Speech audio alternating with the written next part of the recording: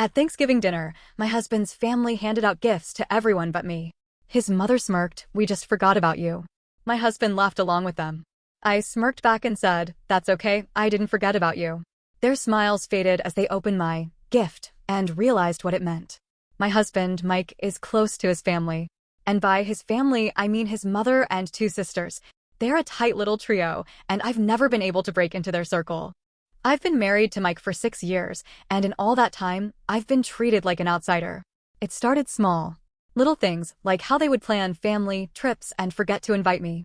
Or how, at every gathering, they would reminisce about things from before I came along, making sure I had nothing to contribute. Barbara, my mother-in-law, was the worst. She had a way of smiling at me while cutting me down, a way of excluding me so casually that if I ever complained, I would look crazy. My sisters-in-law, Sharon and Diane, were just as bad. They followed Barbara's lead, throwing in their own snide comments when they could. Mike always told me to ignore it. He never defended me, never called them out, never told them to stop. He would just laugh and tell me I was overreacting. And I let it slide, because I loved him. Thanksgiving was always at Barbara's house. She loved hosting. She would spend weeks bragging about her handmade centerpieces and her famous stuffing. It was always a production. Every year, I told myself that this time would be different. I told myself that they wouldn't make me feel invisible. I was wrong. We arrived at her massive, perfectly decorated Connecticut home in the late afternoon. The house smelled like cinnamon and turkey, and everything looked like a Hallmark movie. Barbara had outdone herself. The moment we stepped in, I felt it. That familiar feeling. Like I didn't belong. Sharon and Diane greeted Mike with big hugs, then turned to me with polite little smiles that didn't reach their eyes. Barbara barely acknowledged me. Mike, of course, didn't notice. Dinner was fine. At least, as fine as it could be when I had to listen to Barbara talk about Sharon's promotion and Diane's new house, while ignoring me completely. I kept quiet. I smiled when appropriate. I didn't let them see how much it bothered me. But then, after dinner, Barbara clapped her hands together. Before dessert, we have a little surprise. Every year, Barbara did a Thanksgiving gift exchange. It wasn't really an exchange. It was more of a performance. She loved playing the role of the generous matriarch, handing out gifts to show how much she loved and appreciated her family. One by one, she handed out presents. A designer purse for Sharon. A spa gift certificate for Diane. A bottle of expensive whiskey for Mike. Even the grandkids got new toys. Everyone in the family received something. Everyone but me. Barbara turned to me with a smile. "Oh, we just forgot about you." And then she laughed. So did Sharon. So did Diane. And then, the worst part, Mike laughed too. It hit me like a slap. Years of biting my tongue. Years of being ignored. Years of being treated like I wasn't worth remembering. And Mike thought it was funny. I felt a wave of something cold and sharp settle inside me. I smiled back. "That's okay," I said. "I didn't forget about you." The laughter stopped. I reached into my bag and pulled out a small, neatly wrapped box. I handed it to Barbara. Her smile faltered. She hesitated before taking it, glancing around as if expecting some kind of trick. The room was silent. "Go ahead," I said. "Open it." Barbara peeled back the wrapping paper slowly. Inside the box was a thick stack of papers. She frowned and pulled them out, scanning the first page. Her face changed. The color drained from her cheeks. She flipped to the next page. Then the next. Her hands started shaking. Sharon leaned over. Diane, too. They read over her shoulder. And then I saw it. That moment of horror when they realized what it was. Their surprise, Barbara's business, her beloved catering company, was in trouble. I knew, because I had spent the last few months looking into it. Barbara had been underreporting her income for years. She had been hiding money, claiming losses that didn't exist, and dodging taxes in ways that were very illegal. And I had proof. All neatly compiled. All carefully documented. All ready to be sent to the IRS. Barbara looked up at me, her mouth opening and closing like a fish. "Where did you get this?" she whispered. I took a sip of my wine. "Oh, I had some time on my hands while you were busy forgetting me." Barbara's husband snatched the papers from her hands. His face turned red as he read through them. "Barbara, what the hell is this?" Sharon and Diane started flipping through the pages, their expressions going from confusion to panic. "Mom?" Diane's voice was shaky. "What is this?" Barbara didn't answer. She couldn't. Because she knew. She knew exactly what it was. She knew that her entire business, her livelihood, her perfect reputation, it was all about to go up in flames. Mike just stared at me. He wasn't laughing anymore. No one was. And I wasn't done yet. The room was dead silent except for the sound of flipping pages and sharp, panicked breathing. Barbara's hands trembled as she clutched the papers. Sharon and Diane looked at their mother like she was a stranger. And Mike? Mike just sat there, frozen, staring at me like he didn't recognize me. I let the silence stretch, savoring it, letting them feel the weight of what had just happened. Then Barbara did what Barbara always did when she was cornered. She went on the attack. "You little B***TCH, she hissed, voice shaking. "You don't know what you've done." I raised an eyebrow. "Oh, I think I do." She turned to Mike, grasping for control. "Are you just going to sit there? Do something." Mike blinked, like he was waking up from a dream. His mouth opened, then closed. His eyes darted from me to the documents. Then he said the worst possible thing. "Why would you do this?" Not to his mother. To me. Like I was the one who had just humiliated him. Like I was the one who had crossed a line. I felt something inside me snap. Barbara saw it. She must have, because her expression twisted into a triumphant smirk. She thought I would fold. She thought Mike taking her side would make me feel small. She thought wrong. Barbara slammed the papers down on the table. "This is fake. You made this up." Sharon, still staring at the numbers, looked up. "Mom, this looks real." Diane flipped through the last page, her voice hollow. "These are tax forms." "No," Barbara snapped. "This is a setup. You set me up." I smiled. "Oh, honey, you set yourself up." Her hands curled into fists. I leaned forward, lowering my voice. "Did you think I wasn't paying attention all these years?" Barbara gasped like I had hit her. "Did you think I wouldn't notice how you treat me? How you laugh at me? How you exclude me?" Mike shifted uncomfortably. His sisters wouldn't meet my eyes. Barbara opened her mouth, but I kept going. "You've been committing tax fraud for years, Barbara." Sloppy too. Her husband, who had been silent this whole time, spoke up. "How much trouble is she in?" I tilted my head. "If she fixes it fast? Maybe just fines. But if the IRS really digs in?" I clicked my tongue. "It could be bad." Barbara's face went pale.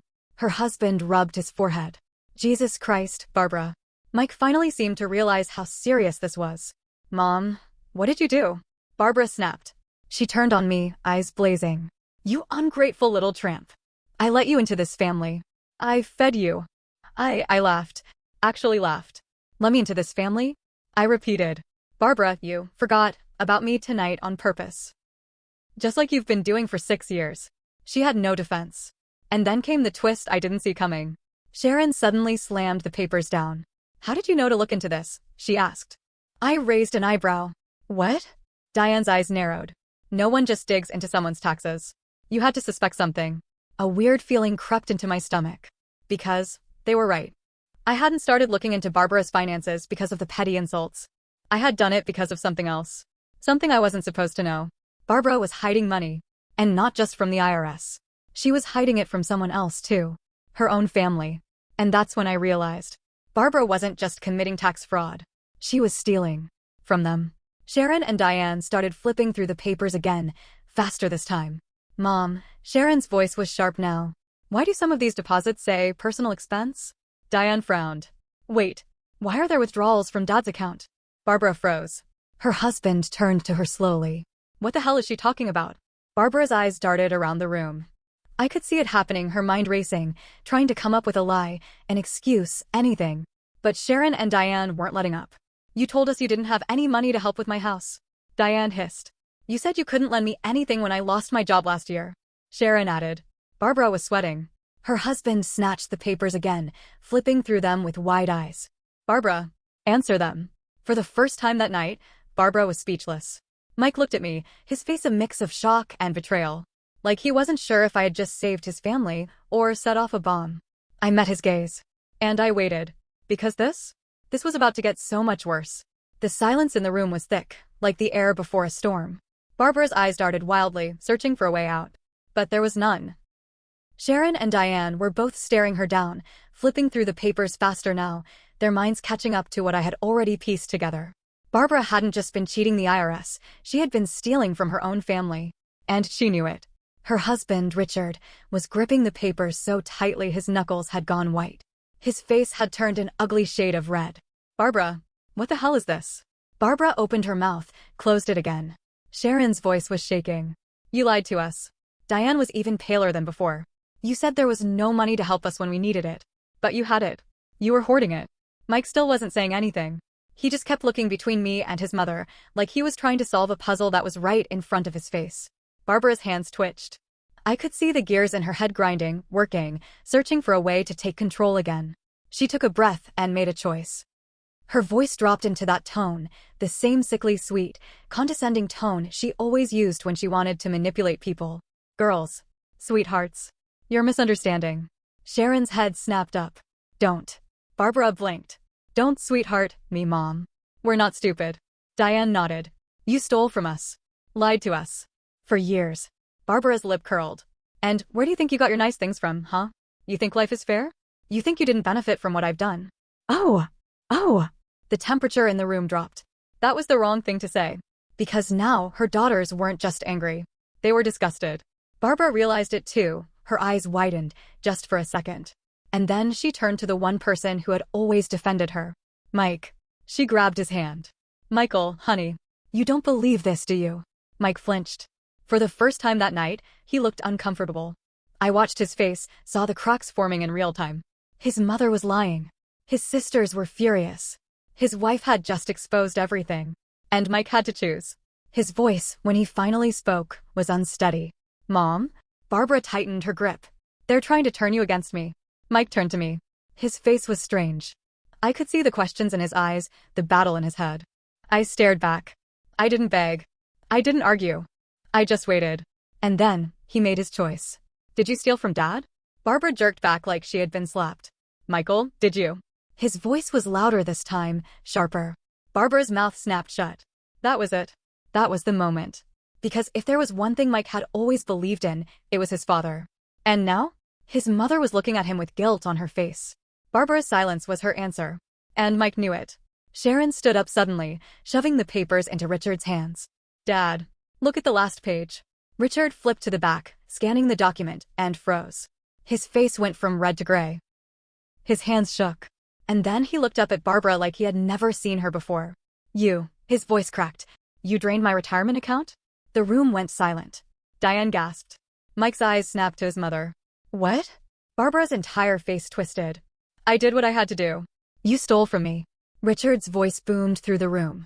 Barbara flinched. I worked my whole life for that money, Barbara. We built a life with that money. And you. Richard staggered back, breathing hard. His hands were shaking so badly that the papers slipped from his grip, scattering across the floor. Nobody moved. Barbara's eyes darted around, desperate now. I was going to fix it, stop lying. For the first time ever, I saw real fear in Barbara's eyes. Sharon turned to Diane. We're done. We're cutting her off.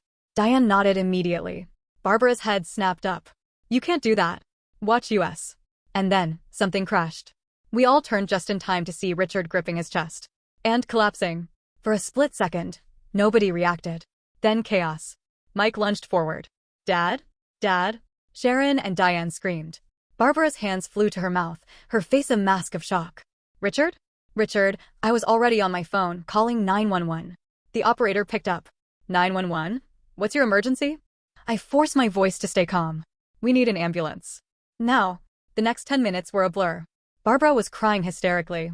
Sharon was shaking her father. Diane was frozen. Mike was pale, shaking, mumbling, Dad, hold on, please, hold on. And I stood there, watching everything Barbara built fall apart. And knowing this wasn't even the worst part. Because Richard wasn't just a man who had been betrayed. He was a man who had lawyers.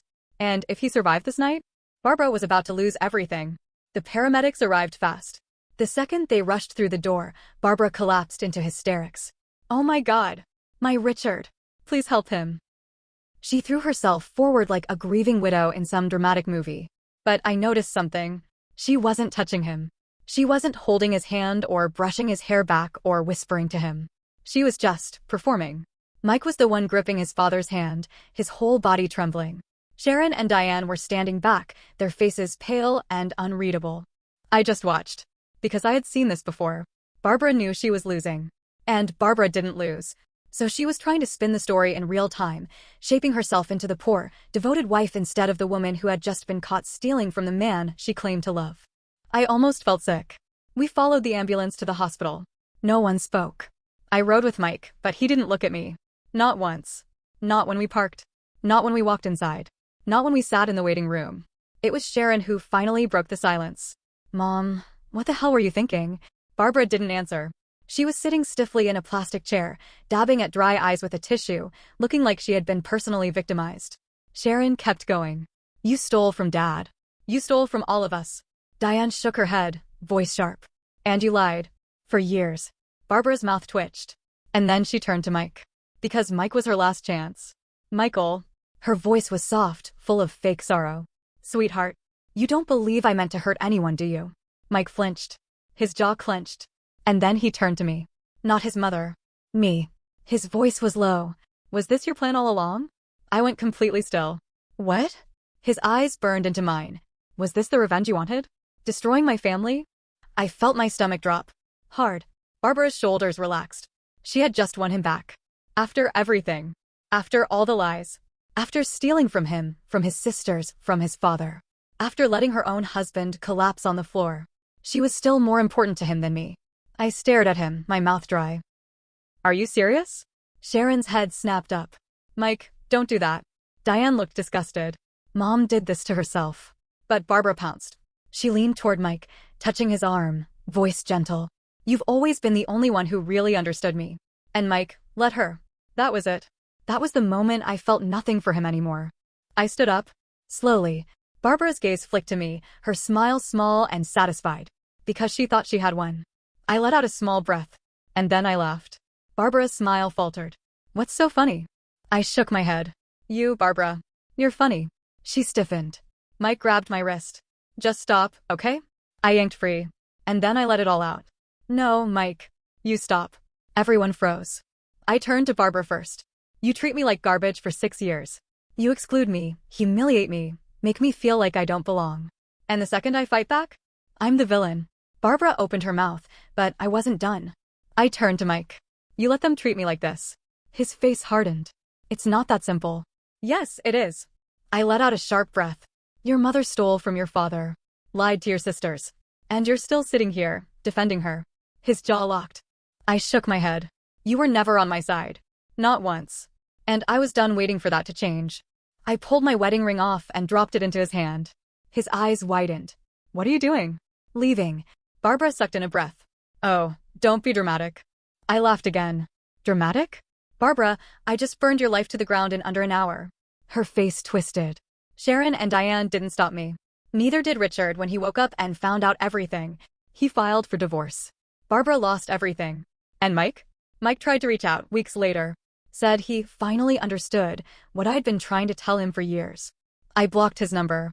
Because I wasn't waiting for him to choose me anymore. I had already chosen myself.